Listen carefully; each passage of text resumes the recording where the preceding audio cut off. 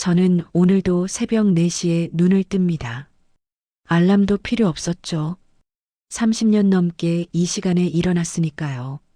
노량진 수산시장의 아침은 언제나 똑같습니다. 비린내와 얼음 냄새, 아저씨들의 거친 목소리, 그리고 제 손에서 떠나지 않는 칼의 차가운 감촉. 저는 이 시장에서 평생을 살았어요. 26에 남편 없이 혼자가 되었고, 그때부터 지금까지 단 하루도 쉬지 않고 생선을 팔았습니다. 손님들은 제게 물어요. 왜 그렇게 열심히 사느냐고. 저는 웃으며 대답하죠. 아들 하나 키워야 했으니까요. 도연이가 서울대에 합격했을 때 시장이 떠들썩했습니다. 신문사에서도 왔어요. 생선 장사 어머니가 키운 서울대생이라며 사진을 찍어갔죠. 저는 자랑스러웠습니다.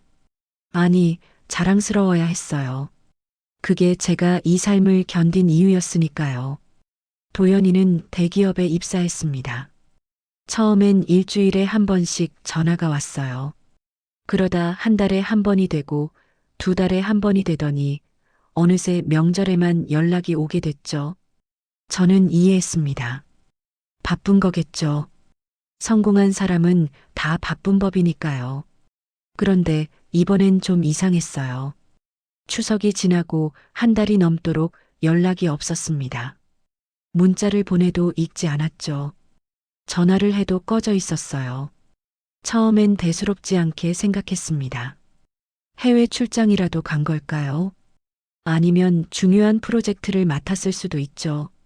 하지만 시간이 흐를수록 가슴속에서 뭔가 무거운 게 자라났어요. 시장 언니들이 물었습니다. 선우가 도연이 잘 지내냐? 저는 웃으며 대답했죠. 그럼요. 바빠 죽겠대요. 하지만 밤이 되면 잠이 오지 않았습니다. 새벽에 눈을 뜨면 첫 생각이 도연이었어요. 혹시 아픈 건 아닐까요? 사고라도 난 건 아닐까요? 어느 날 저녁 저는 도연이 회사에 전화를 걸었습니다. 떨리는 손으로 번호를 눌렀죠. 도연이 좀 바꿔주세요. 상대방은 잠시 침묵하더니 말했어요. 죄송합니다만 김도연 대리는 현재 퇴사한 상태입니다. 머릿속이 하얘졌습니다. 퇴사라고요. 언제요? 왜요? 저는 아무것도 몰랐어요.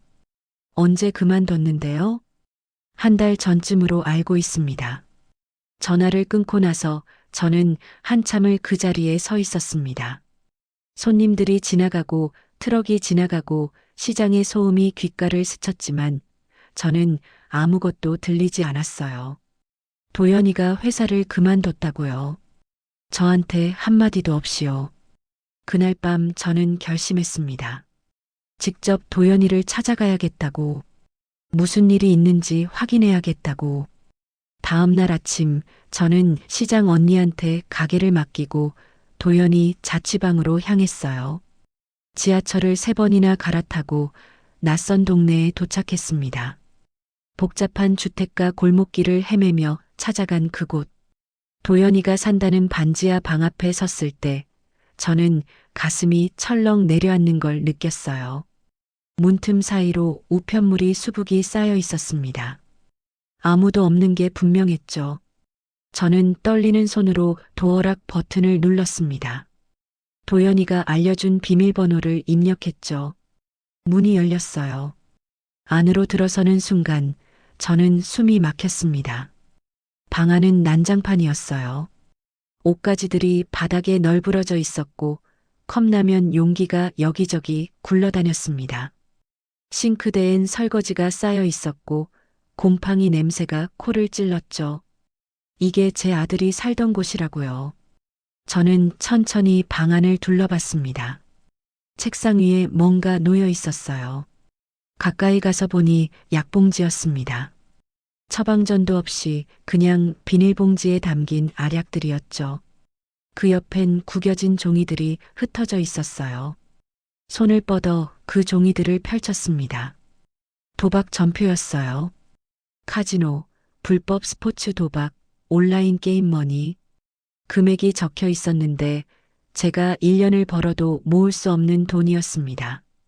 무릎에 힘이 풀렸어요. 저는 그 자리에 주저앉았습니다. 도연아, 대체 무슨 짓을 한 거니? 목소리가 떨렸습니다. 아니, 온몸이 떨렸어요. 제 아들이 마약을, 그리고 도박을 했다고요. 이게 말이 되나요? 저는 도연이를 믿었어요. 착하고 성실한 아이라고 생각했죠. 서울대를 나온 똑똑한 아들이라고 자랑했습니다. 하지만 이 방에 있는 모든 것들이 제게 말하고 있었어요. 당신은 아무것도 몰랐다고. 당신의 아들은 이미 무너졌다고. 저는 울지 않았습니다. 울 수가 없었어요. 너무 충격적이어서 눈물조차 나오지 않았죠. 정신을 차리고 저는 경찰서로 향했습니다. 실종 신고를 해야 했어요. 경찰관은 서류를 받아들고 물었습니다. 언제부터 연락이 안 됐다고 하셨죠? 한 달 넘었습니다. 가족관계는요? 저는 어머니입니다. 경찰관은 컴퓨터를 두드리더니 말했어요. 성인 남성이고 범죄 기록도 없네요. 회사도 자발적으로 그만둔 거고요. 그게 아니라 지금 제 아들이 어디 있는지 모르잖아요. 저는 목소리를 높였습니다. 혹시 사고라도 난 거 아닙니까? 아주머니, 요즘 젊은 사람들 다 그래요. 번아웃 오면 훌쩍 떠나기도 하고 잠적하기도 하죠. 일주일만 기다려보세요. 연락 올 겁니다. 일주일이요? 네. 그때까지도 소식이 없으면 그때 다시 오세요. 경찰관은 관심 없다는 듯이 말했어요. 저는 할 말을 잃었습니다. 집으로 돌아가는 길, 저는 다시 도연이 방에 들렀어요. 뭔가 단서가 더 있을 것 같았습니다. 책상 서랍을 뒤지기 시작했죠. 영수증, 볼펜, 메모지, 그리고 그 안에서 하나의 카드를 발견했습니다. 검은색 카드였어요. 금색 글씨로 이렇게 적혀 있었죠. 서울의 불빛. 뒷면엔 주소가 적혀 있었습니다. 강남 어딘가의 건물이었어요. 저는 그 카드를 주머니에 넣었습니다. 이게 뭔지는 모르겠지만 도연이와 관련이 있다는 건 확실했어요. 경찰이 도와주지 않는다면 제가 직접 찾아야 했습니다. 제가 낳은 아들이잖아요. 제가 키운 자식인데 제가 찾지 않으면 누가 찾겠어요. 저는 그날 밤 잠을 이루지 못했습니다. 머릿속으론 온갖 생각이 스쳐갔어요. 도연이가 위험에 처한 건 아닐까요? 누군가한테 빚을 졌을까요? 아니면 정말로 그냥 떠난 걸까요? 아니에요. 도연이는 그런 아이가 아닙니다. 무슨 일이 있어도 제게 연락했을 거예요. 뭔가 잘못된 겁니다. 뭔가 큰일이 벌어진 거예요. 저는 다음 날 아침 일찍 그 주소로 향하기로 결심했습니다. 서울의 불빛이라는 그곳에 가면 도연이에 대한 단서를 찾을 수 있을 거라고 믿었죠. 손에 쥔 검은 카드가 차갑게 느껴졌습니다. 이게 제 아들을 찾을 마지막 희망이었어요. 저는 강남역에서 내렸습니다. 평생 이런 동네에 와본 적이 없었어요. 높은 빌딩들이 하늘을 가렸고 지나가는 사람들의 옷차림부터 달랐습니다. 저는 시장에서 입던 낡은 점퍼를 여미며 걸었죠. 주소를 찾아 골목 안쪽으로 들어갔어요. 겉보기엔 평범한 오피스텔 건물이었습니다.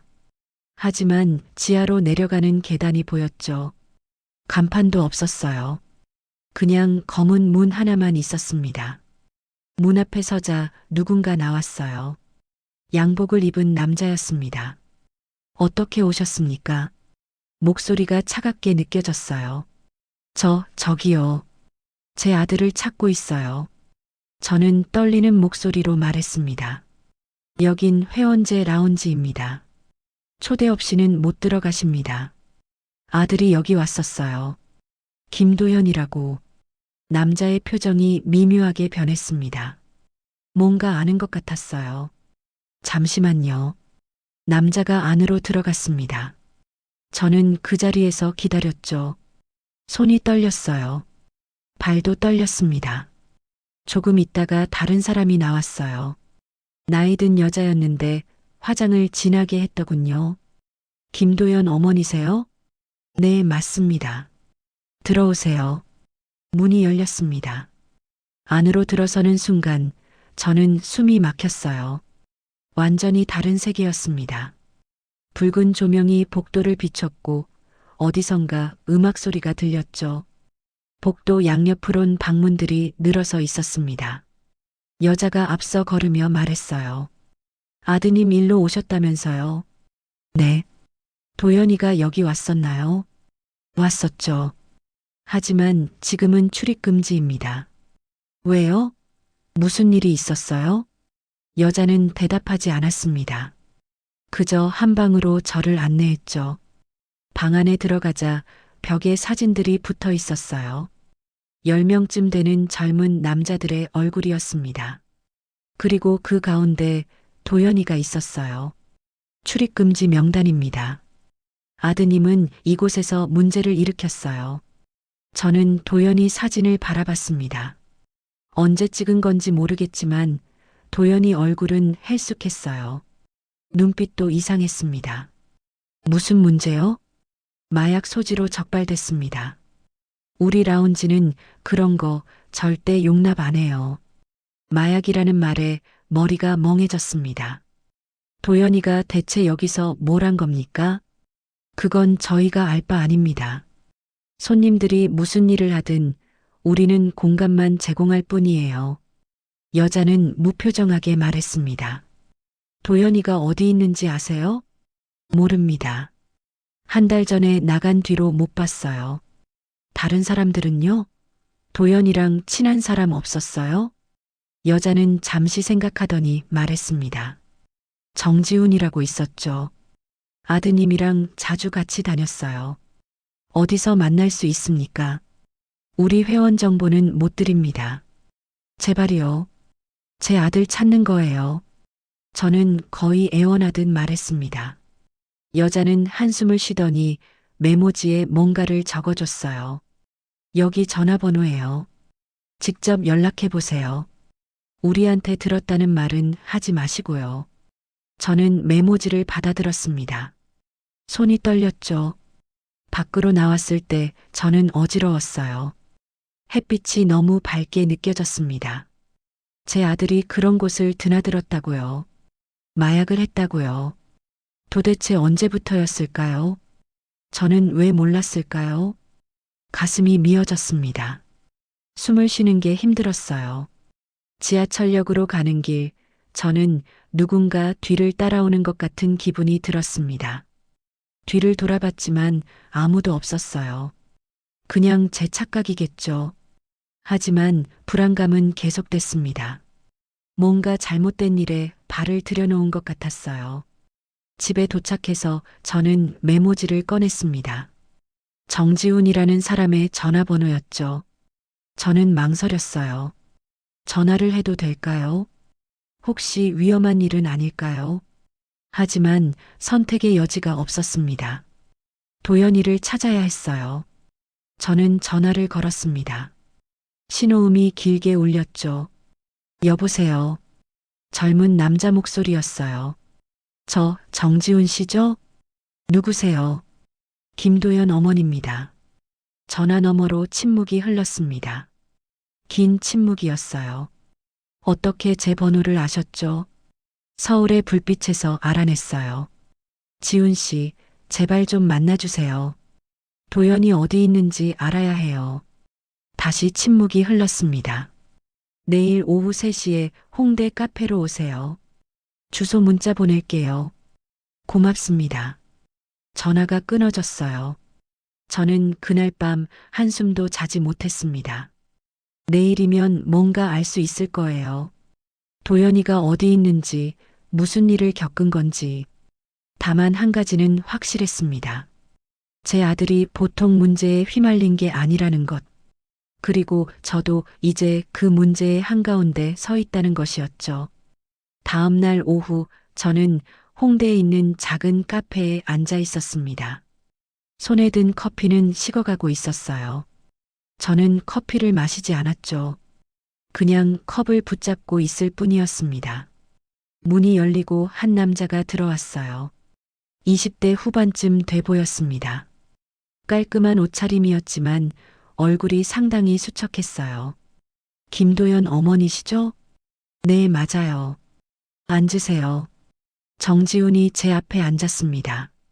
눈을 마주치려 하지 않더군요. 도연이 어디 있어요? 저는 바로 물었습니다. 지훈은 한참을 입을 열지 않았어요.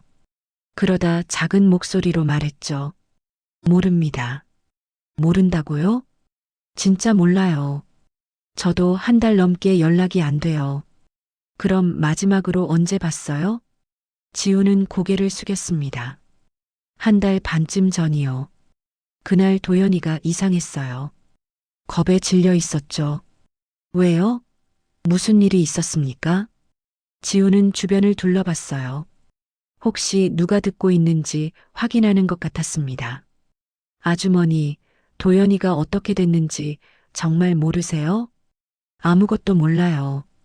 그러니까 당신이 말해주는 거 아닙니까? 지우는 깊은 한숨을 쉬었습니다. 도연이는 성공해야 했어요. 계속 그런 말을 했죠. 어머니 기대를 저버릴 수 없다고, 실패하면 안 된다고. 그 말을 듣는 순간 가슴이 철렁했어요. 회사 생활이 힘들었나 봐요. 매일 야근하고 주말에도 출근하고 그러다 보니 스트레스가 쌓였죠. 지훈이 계속 말했습니다. 그때 회사 임원 한 명이 도연이를 서울의 불빛으로 데려갔어요. 거기서 스트레스를 풀라고 했대요. 그게 언제였습니까? 작년 봄쯤이요. 처음엔 그냥 술 마시고 놀러 가는 곳인 줄 알았대요. 근데 거기서 도박을 하더래요.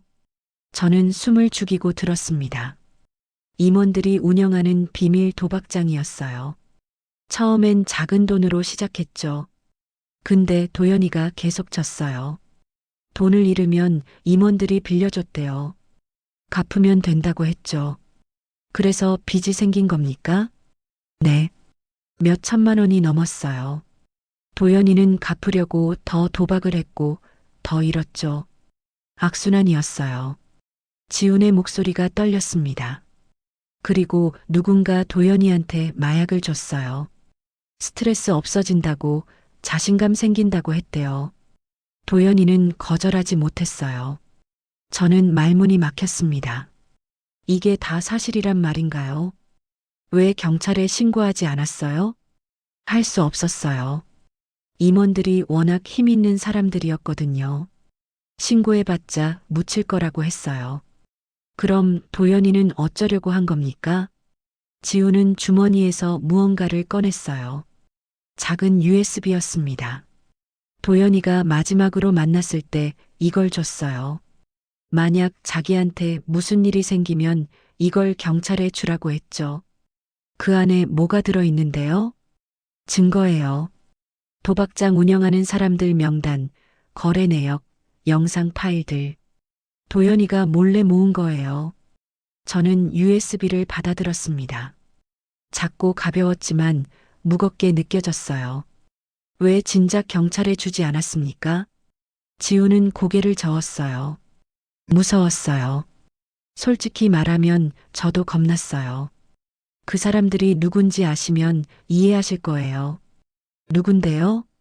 재벌 회사 임원들, 정치인 자제들, 유명 연예인들. 다들 엄청난 힘 가진 사람들이에요. 저는 숨이 막혔습니다. 제 아들이 그런 사람들과 얽혔다고요. 지훈 씨, 도연이가 정말 어디 있는지 모르는 겁니까? 지훈은 제 눈을 똑바로 봤어요. 모릅니다. 그날 만나고 나서 연락이 끊겼어요. 저도 걱정돼요. 혹시 그 사람들이 도연이를 어떻게 한 건 아닐까 싶어서 그 말에 온몸에 소름이 돋았습니다. 카페를 나선 저는 발걸음이 무거웠어요. USB를 주머니에 넣고 걸었죠. 제 아들이 성공해야 한다고 믿었던 건 누구였을까요? 도연이였을까요? 아니면 저였을까요? 저는 도연이한테 자랑스러운 아들이 되라고 강요한 적이 없습니다. 하지만 제 삶 자체가 압박이었던 건 아닐까요? 시장에서 죽도록 일하며 아들 자랑하던 제 모습이 도연이한테는 짐이었던 건 아닐까요? 가슴이 아팠어요. 미안했습니다. 도연아, 엄마가 미안해. 하지만 지금은 미안하다고 말할 때가 아니었습니다. 도연이를 찾아야 했어요. 살아있는지 확인해야 했죠. 집에 도착해서 저는 USB를 컴퓨터에 꽂았습니다. 파일들이 열렸어요. 영상이 재생됐습니다. 흐릿한 화질이었지만 내용은 분명했죠. 고급스러운 방에서 사람들이 도박을 하고 있었어요. 그리고 그 옆에서 누군가 하얀 가루를 코로 들이마시고 있었습니다. 화면 한쪽에 도연이가 보였어요. 테이블에 앉아 카드를 쥐고 있었죠. 표정이 없었습니다. 마치 인형처럼 보였어요. 저는 영상을 끝까지 봤습니다. 봐야 했어요. 제 아들이 어떤 지옥에 있었는지 알아야 했으니까요. 영상이 끝나고 저는 한참을 멍하니 앉아 있었습니다. 그리고 결심했죠. 이 USB를 들고 경찰서에 가야겠다고. 아무리 힘 있는 사람들이라도 증거가 있으면 어쩔 수 없을 거라고. 저는 다음 날 아침 경찰서로 향했습니다. 도연이를 위해서라도 제가 할 수 있는 일을 해야 했어요. 경찰서 민원실은 사람들로 붐볐습니다. 저는 한참을 기다렸다가 형사과로 안내받았어요. 책상 앞에 앉은 형사는 40대쯤 돼 보였습니다. 피곤한 얼굴이었죠. 무슨 일로 오셨습니까? 제 아들 실종 건으로 지난번에 왔었어요. 그때 증거를 찾았습니다. 저는 USB를 책상 위에 올려놨어요. 형사가 USB를 집어들었습니다. 이게 뭡니까? 불법 도박장 영상이요. 거기 제 아들도 나옵니다. 그리고 유명한 사람들도 많이 나와요. 형사는 USB를 컴퓨터에 꽂았어요. 영상이 재생됐습니다. 그는 화면을 보다가 표정이 굳어졌어요. 뭔가 알아본 것 같았죠. 이거 어디서 구하셨습니까? 제 아들 친구한테 받았어요. 도연이가 직접 찍은 거래요. 형사는 영상을 멈췄습니다. 그리고 저를 봤어요. 아주머니, 이거 위험한 겁니다. 알아요. 그래서 경찰에 가져온 거 아닙니까? 아니, 그게 아니라. 형사는 목소리를 낮췄어요. 여기 나오는 사람들이 누군지 아십니까? 이 사건 건드리면 큰일 납니다. 저는 귀를 의심했어요. 무슨 소립니까? 불법인 거 알면서 수사 안 하신다고요? 아주머니 아드님 찾고 싶으시죠? 그럼 이거 잊으세요. 괜히 건드렸다간 더 위험해집니다. 형사가 USB를 뽑아서 저한테 돌려줬어요. 증거를 가져왔는데 왜 안 받습니까? 저는 목소리를 높였습니다. 조용히 하세요. 여긴 경찰서예요. 그러니까 더 큰 소리로 말하는 겁니다. 당신들은 시민을 보호해야 할 사람들 아닙니까? 주변 사람들이 쳐다봤어요. 형사는 난처한 표정을 지었죠. 일단 나가서 얘기합시다. 형사가 저를 밖으로 데리고 나갔습니다. 복도 한쪽 구석으로 갔어요. 아주머니, 제 말 잘 들으세요. 저도 먹고 살아야 합니다. 이 사건은 제가 어떻게 할 수 있는 게 아니에요. 그럼 누가 합니까? 아무도 못해요. 위에서 압력이 들어오면 끝입니다. 압력이요? 아직 수사도 안 했는데 무슨 압력입니까? 형사는 한숨을 쉬었어요. 이미 위에서 내려왔어요. 서울의 불빛권은 건드리지 말라고. 저는 말문이 막혔습니다. 경찰도 한패라는 거죠? 그런 식으로 말하지 마세요. 우린 그냥 시키는 대로 할 뿐이에요. 형사가 돌아서서 안으로 들어갔습니다. 저는 그 자리에 멍하니 서 있었어요. 경찰도 믿을 수 없다는 겁니까? 그럼 저는 어디로 가야 하죠? 밖으로 나왔을 때 저는 힘이 쭉 빠졌습니다. 다리가 후들거렸어요. 근처 벤치에 앉아서 한참을 멍하니 있었죠. 지나가는 사람들이 보였지만 아무도 신경 쓰지 않았어요. 이 도시는 이렇게 차갑구나. 저는 생각했습니다. 집으로 돌아가는 길, 누군가 제 뒤를 따라오고 있었어요. 이번엔 확실했습니다. 검은 차가 천천히 제 뒤를 따라왔죠. 저는 걸음을 빨리 했습니다. 차도 속도를 냈어요. 골목으로 들어갔습니다. 차는 따라오지 못했지만 불안감은 사라지지 않았어요. 집 앞에 도착했을 때 대문에 뭔가 붙어 있었습니다. 쪽지였어요. 더 이상 깊이 파지 마라. 아들 보고 싶으면 조용히 해라. 손이 떨렸습니다. 누가 이런 걸 붙여놓은 걸까요? 저를 감시하고 있다는 얘기잖아요. 안으로 들어가서 문을 잠갔어요. 창문도 확인했습니다. 저는 소파에 주저앉았습니다. 온몸에 힘이 없었어요. 하지만 포기할 수는 없었습니다. 도연이는 제 아들이에요. 제가 낳아서 제가 키운 자식이죠. 전화를 걸었습니다. 지훈한테요. 지훈 씨, 저예요. 아주머니, 경찰한테 갔어요? 갔는데 소용없었어요. 그 사람들 편이더라고요.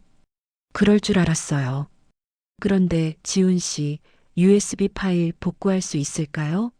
더 선명하게 만들 수 있는 사람 아십니까? 잠시 침묵이 흘렀어요. 아는 사람 있긴 한데 돈이 좀 들어요. 얼마든지 내겠습니다. 그리고 위험할 수도 있어요. 상관없어요. 도연이 찾을 수만 있다면 뭐든 하겠습니다. 지훈이 한숨을 쉬었어요. 내일 저한테 USB 주세요. 제가 아는 사람한테 맡길게요. 고맙습니다. 전화를 끊고 저는 창밖을 봤어요. 밤이 깊어가고 있었습니다. 어둠 속에서 누군가 저를 지켜보고 있는 것 같았어요. 실제로 그랬을 수도 있죠. 하지만 저는 물러서지 않을 겁니다. 도연이를 포기하지 않을 거예요. 그날 밤 저는 꿈을 꿨습니다. 도연이가 제 앞에 나타났어요. 입술이 파랗게 질려 있었죠. 엄마, 저 추워요. 도연이가 말했어요. 저는 손을 뻗었지만 닿지 않았습니다. 도연이는 점점 멀어졌어요. 깨어났을 때 베개가 젖어 있었습니다. 제가 온 걸까요? 기억나지 않았어요. 다만 한 가지는 확실했습니다. 제가 뭔가 해야 한다는 것, 더 이상 기다릴 수 없다는 것이었죠. USB를 건네받은 지 일주일이 지났습니다. 지우는 연락이 뜸했어요. 저는 초조하게 기다렸죠. 그 일주일 동안 저는 시장에서 일했습니다. 평소처럼 생선을 손질하고 손님을 받았어요. 하지만 마음은 늘 도연이한테 가 있었습니다. 시장 언니들이 물었어요. 선호가 요새 안색이 왜 그래? 아무것도 아니에요. 저는 웃으며 대답했죠. 하지만 속으론 견딜 수 없을 만큼 힘들었어요. 어느 날 오후 지훈한테서 전화가 왔습니다. 아주머니, 파일 복구됐어요. 맞나요? 저는 당장 시장을 나왔어요. 언니한테 가게를 맡기고 지훈이 말한 곳으로 향했습니다. 낡은 상가 건물 2층이었어요. 컴퓨터 수리점 간판이 걸려 있었죠. 안으로 들어가니 지훈과 다른 남자가 앉아 있었습니다. 20대 초반쯤 돼 보이는 젊은이였어요. 이분이 파일 복구해 주신 분이에요. 젊은이가 고개를 끄덕였습니다. 영상 화질 많이 좋아졌어요. 얼굴도 다 선명하게 나오고요. 화면을 켰어요.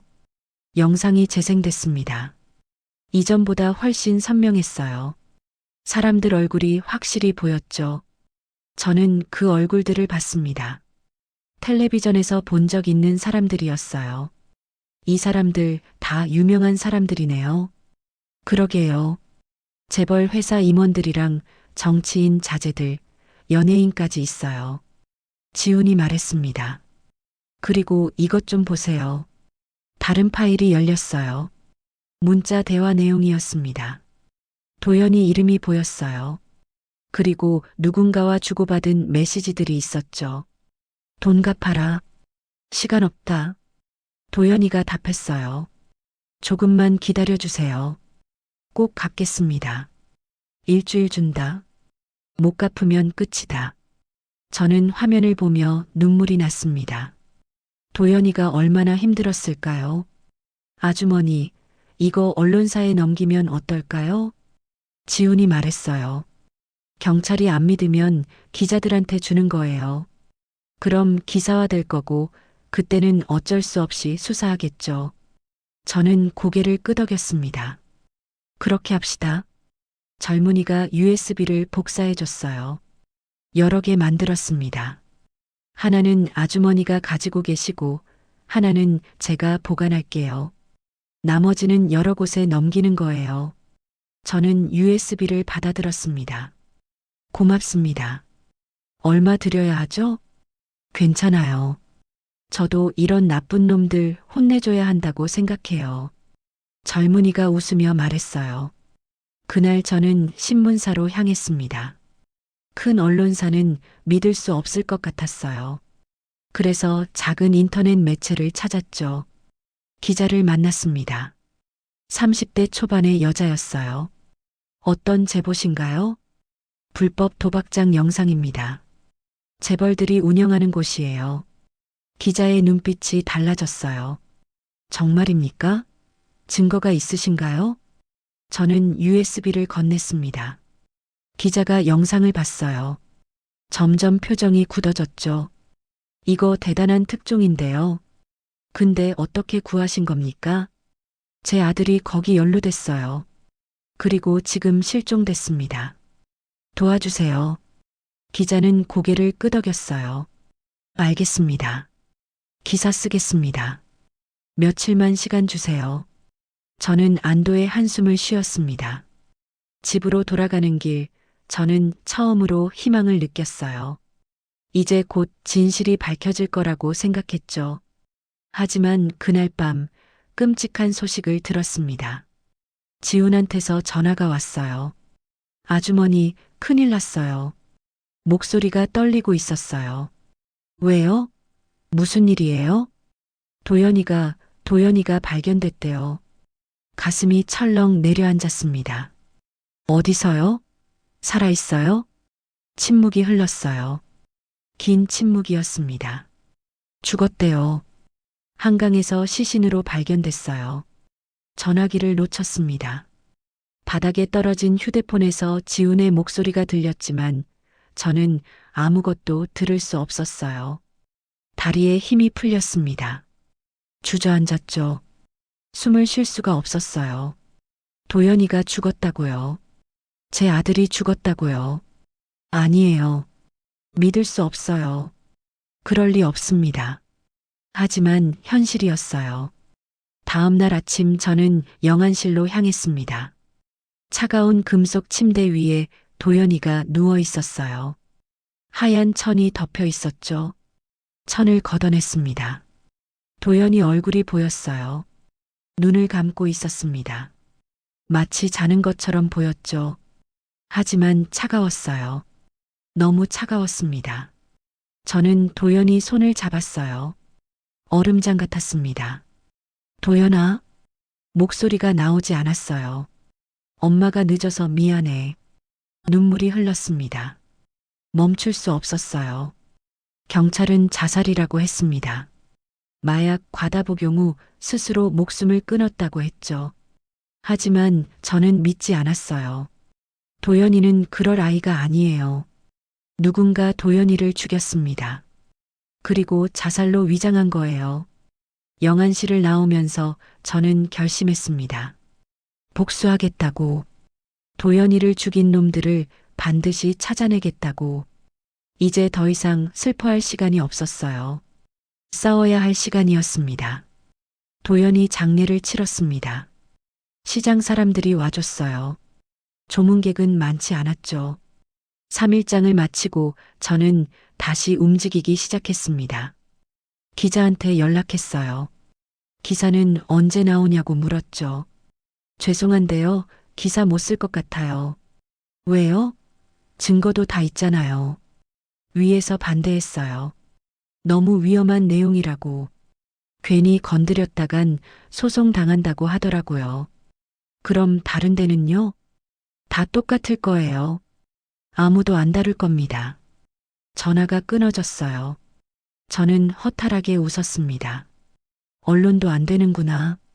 그럼 제가 직접 해야겠죠. 저는 계획을 세우기 시작했습니다. 서울의 불빛을 없애버릴 계획이었어요. 먼저 그곳의 구조를 알아야 했습니다. 지훈한테 연락했죠. 그 라운지 도면 같은 거 구할 수 있어요? 왜요? 뭐 하시려고요? 불 지를 겁니다. 미쳤어요? 잡혀가요. 상관없어요. 어차피 제 인생은 끝났어요. 지우는 한참을 말이 없었습니다. 생각 좀 해보세요. 도연이도 원하지 않을 거예요. 도연이가 뭘 원하는지 어떻게 알아요? 죽은 사람 마음을 누가 알겠어요? 저는 냉정하게 말했습니다. 제 마음은 정해졌어요. 도와주실 거예요? 안 도와주실 거예요? 결국 지우는 도움을 줬어요. 건물 구조를 알아봤고 비상구 위치도 확인했습니다. 저는 휘발유를 구했어요. 시장에서 쓰는 걸 조금씩 모았죠. 준비하는데 일주일이 걸렸습니다. 그동안 저는 평소처럼 시장에서 일했어요. 아무도 제가 뭘 계획하는지 몰랐죠. 마지막 날 밤, 저는 시장 언니들한테 작별 인사를 했습니다. 물론 직접 말하진 않았어요. 그냥 마음속으로 했죠. 자정이 넘어서 저는 서울의 불빛으로 향했습니다. 가방 안엔 휘발유 통이 들어 있었어요. 건물 앞에 도착했을 때 경비가 서 있었습니다. 저는 잠시 망설였어요. 하지만 돌아설 수 없었습니다. 여기까지 왔는데 뒷문으로 돌아갔어요. 지훈이 알려준 대로 비상구가 있었죠. 문이 잠겨 있었지만 오래된 자물쇠였어요. 조금만 힘을 주니 부러졌습니다. 안으로 들어갔어요. 복도는 어두웠죠. 멀리서 음악 소리가 들렸습니다. 저는 천천히 걸었어요. 심장이 빠르게 뛰었습니다. 메인홀에 도착했어요. 문틈 사이로 안을 봤습니다. 사람들이 있었어요. 젊은 남녀들이 술을 마시고 춤을 추고 있었죠. 그 광경이 역겨웠습니다. 저는 가방에서 휘발유통을 꺼냈어요. 복도에 뿌리기 시작했습니다. 그때 누군가 저를 봤어요. 뭐 하는 겁니까? 남자가 다가왔습니다. 양복을 입은 경비였어요. 저는 대답하지 않았습니다. 그냥 계속 휘발유를 뿌렸죠. 미친년이네. 남자가 달려들었어요. 저는 휘발유통을 던졌습니다. 남자 얼굴에 휘발유가 튀었죠. 그 틈을 타서 저는 안으로 뛰어들었습니다. 홀 안의 사람들이 저를 봤어요. 음악이 멈췄습니다. 저는 주머니에서 라이터를 꺼냈어요. 당신들이 제 아들을 죽였어요. 목소리가 터져 나왔습니다. 김도현이라고 알아요? 28살짜리 청년이요. 당신들이 마약 먹이고 도박시키고 죽인 제 아들이에요. 사람들은 당황한 표정이었어요. 누가 저를 제지하려고 다가왔죠. 여기서 한 발자국만 더 오면 불 붙일 겁니다. 저는 라이터를 들어 올렸어요. 사람들이 멈춰 섰습니다. 이게 당신들이 말하는 서울의 성공이에요? 남의 자식 망가뜨리고 돈 벌어먹는 게 성공이에요? 눈물이 흘렀습니다. 제 아들은 착한 애였어요. 열심히 공부하고 성실하게 산 애예요. 근데 당신들이 그 애를 망쳤어요. 지옥으로 끌고 간 거예요. 진정하세요. 누군가 소리쳤어요. 진정하라고요? 제 아들이 죽었는데 어떻게 진정해요? 저는 라이터 버튼을 눌렀습니다. 불꽃이 튀었어요. 다 같이 죽어요. 당신들도 저도. 그 순간 누군가 제 팔을 잡았습니다. 뒤에서 달려온 경비였어요. 라이터가 바닥에 떨어졌습니다. 불꽃이 휘발유에 닿았죠. 불이 붙었어요. 순식간에 불길이 번졌습니다. 사람들이 비명을 지르며 도망쳤어요. 저는 그 자리에 서 있었습니다. 불길이 저를 둘러쌌죠. 뜨거웠어요. 숨이 막혔습니다. 하지만 이상하게도 평온했어요. 도연아, 엄마 이제 간다. 연기 속에서 누군가가 보였습니다. 도연이었어요. 엄마, 이제 그만해요. 도연이가 말했습니다. 저는 웃었어요. 그래, 이제 그만하자. 엄마도 지쳤어. 누군가 저를 끌어냈습니다. 밖으로 나왔을 때 소방차 사이렌이 들렸어요. 저는 정신을 잃었습니다. 눈을 떴을 때 저는 병원에 있었습니다. 화상을 입었지만 심하지 않았어요. 팔과 다리에 붕대가 감겨 있었죠. 경찰이 와서 조사했습니다. 방화제로 기소된다고 했어요. 저는 담담하게 받아들였습니다. 예상했던 일이었으니까요. 재판이 열렸어요. 저는 법정에 섰습니다. 판사가 물었어요. 피고인은 왜 그런 짓을 한 겁니까? 제 아들을 죽인 사람들을 벌 주고 싶었습니다. 그건 법이 할 일입니다. 당신이 판단할 일이 아니에요. 법이 일을 안 하잖아요. 저는 말했습니다. 증거를 가져갔는데 경찰은 묵살했어요. 기자들도 외면했죠. 아무도 제 아들을 위해 싸워주지 않았어요. 그래도 방화는 중대한 범죄입니다. 알아요. 벌을 받겠습니다. 판사는 한숨을 쉬었어요. 결국 저는 징역 2년을 선고받았습니다. 집행유예였어요. 정상 참작이 됐죠. 서울의 불빛 사건은 언론에 잠깐 나왔습니다. 하지만 큰 기사는 아니었어요. 방화 사건 정도로만 다뤄졌죠. 불법 도박장이라는 사실은 묻혔습니다. 유명인들 이름도 나오지 않았어요. 모든 게 조용히 정리됐습니다. 저는 시장으로 돌아왔어요. 몇 달 만이었습니다. 언니들이 반겼어요. 선호가 고생 많았다. 괜찮아요. 저는 웃으며 대답했습니다. 다시 생선을 팔기 시작했어요. 손에 익은 일이었죠. 칼을 들고 생선을 손질했습니다. 비린내가 코를 찔렀어요. 손님이 왔어요. 이거 신선한 거예요? 그럼요. 오늘 아침에 들어온 겁니다. 얼마예요? 10,000원이에요. 손님이 돈을 건넸습니다. 저는 생선을 포장해 줬어요. 근데 아주머니, 괜찮으세요? 많이 힘드셨죠? 손님이 조심스럽게 물었습니다. 괜찮아요. 살아야죠. 저는 웃었습니다. 손님이 가고 저는 다시 생선을 손질했어요. 저녁이 됐습니다. 시장이 조용해졌죠. 저는 가게 문을 닫고 집으로 향했습니다. 길을 걸으며 서울의 불빛들을 봤어요. 네온 사인이 화려하게 빛나고 있었죠. 예쁘게 보였습니다. 하지만 저는 알아요. 그 불빛 아래엔 어둠이 있다는 걸, 누군가의 고통이 있다는 걸. 집에 도착해서 도연이 사진을 봤어요.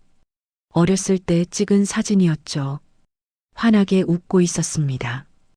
도연아, 엄마는 최선을 다했어. 근데 세상이 너무 단단하더라. 사진 속 도연이는 웃고 있었어요. 저는 사진을 제자리에 놓고 잠자리에 들었습니다. 다음 날 새벽 저는 다시 일어났어요.